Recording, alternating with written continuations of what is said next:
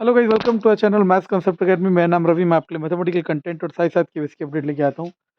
तो बहुत सारे कुछ बच्चों के डाउट हैं जिनको लेके ये वीडियो बन रही है, और जैसा कि आप लोगों को अभी तक समझ भी आ चुका होगा, मैं नहीं चाहता बेवजह वीडियो बनाई जाए और बेवजह आपको तंग करा जाए या फिर बेवजह आपको लगे कि व्यूज़ के लिए वीडियो बन रही है।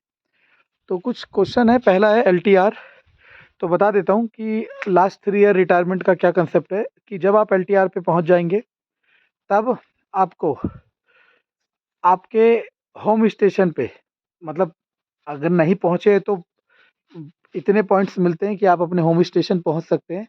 और अगर आप होम स्टेशन में हैं और आप डिस्प्लेस होने की कगार पे हैं, लेकिन आपका LTR आ चुका है, मतलब 3 साल बचे हैं, तब आपको कोई डिस्प्लेस नहीं कर सकता। मतलब ये फैसिलिटी है कि LTR में आप अपने होम टाउन से ही रिटायर होंगे या फिर जहाँ आप चाह रहे हैं वहाँ से रिटायर होंगे। दूसरा, कलर कलर ब्लाइंडनेस वगैरह, देखो क्लियरली बता देता हूँ। जैसे कि आप लोगों को पता है कि KVS में जो मेडिकल है उसके लिए कोई डिस्क्राइब्ड परफॉर्मा नहीं है। परफॉर्मा का मतलब होता है कि स्टैंडर्ड्स नहीं है। जैसे DSSB में जाओ, मेडिकल आर्मी में जाओ, दिल्ली पुलिस में जाओ, CPO में जाओ, है ना, SSC CPO, उनमें क्या होता है, फलाने फलाने टेस्ट लिखे होते हैं, तो उन टेस्ट के बाद आपको अलाउ करा जाता है। लेकिन यहाँ पे कोई ऐसा स्टैंडर्ड नहीं है। तो अगर आपको कलर ब्लाइंडनेस है तो आप अलाउ हो जाएंगे, जहाँ तक मेरी इन्फॉर्मेशन है, ठीक है ना। बाकी अगर आप ड्राइंग के टीचर और कलर ब्लाइंडनेस है तो इस बारे में मैं श्योर नहीं हूँ, बाकी में चल जाएगा, ठीक है ना। इस बात को मैं ऑन रिकॉर्ड नहीं कह रहा, अपने एक्सपीरियंस से कह रहा हूँ, और ये बात सही है।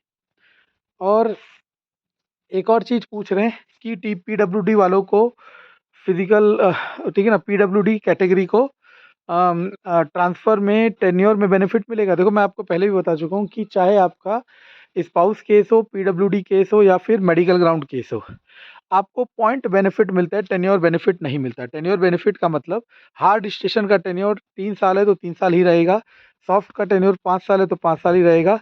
आपको पॉइंट्स बहुत ज़्यादा वगैरह मिल सकते हैं। और साथ ही साथ अभी बात आई है तो बता देता हूँ कि इस बार के ट्रांसफ़र पॉलिसी 2024 में स्पाउस केस के पॉइंट बढ़ाए जा रहे हैं, यानी कि जो स्पाउस केस वाले हैं वो खुश हो जाएँ, उनको ज़्यादा पॉइंट दिए जाएंगे, क्योंकि लास्ट 2023 वाली पॉलिसी में स्पाउस केस के जो पॉइंट्स थे उन्हें कम कर दिया गया था।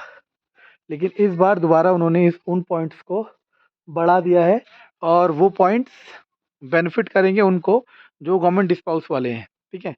लेकिन याद रखना, ये स्पाउस केस हो चाहे कोई भी हो, टेन्योर बेनिफिट नहीं है, ये आपका पॉइंट्स बेनिफिट है, ठीक। तो ये रहा आपका वो, जो डाउट मेरे से पूछे कमेंट्स में मैंने बता दिया।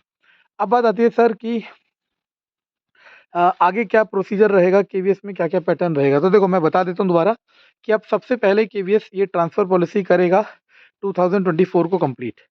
अभी चाहे फॉर्म भरा ले मार्च अप्रैल में, वो अलग बात है, लेकिन उसका जो कंप्लीशन है वो लास्ट में ही करेगा। लास्ट में मतलब आफ्टर इलेक्शन, ठीक। और मुझे तो जहाँ तक उम्मीद लग रही है कि हम लोगों को भी मौका मिल जाए, क्योंकि जो 30 जून से 30 जून वाला पॉइंट मैंने कहा था, शायद इस बार अलाउ करेंगे, क्योंकि ट्रांसफ़र तो बाद में अलॉट होंगे, जो भी होगा देखी जाएगी। पहली बात ये।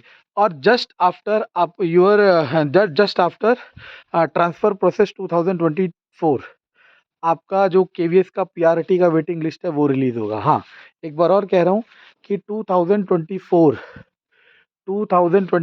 के ट्रांसफ़र प्रोसेस कंप्लीट होने के बाद आपका KVS PRT का वेटिंग लिस्ट रिलीज़ होगा। क्या कहा मैंने?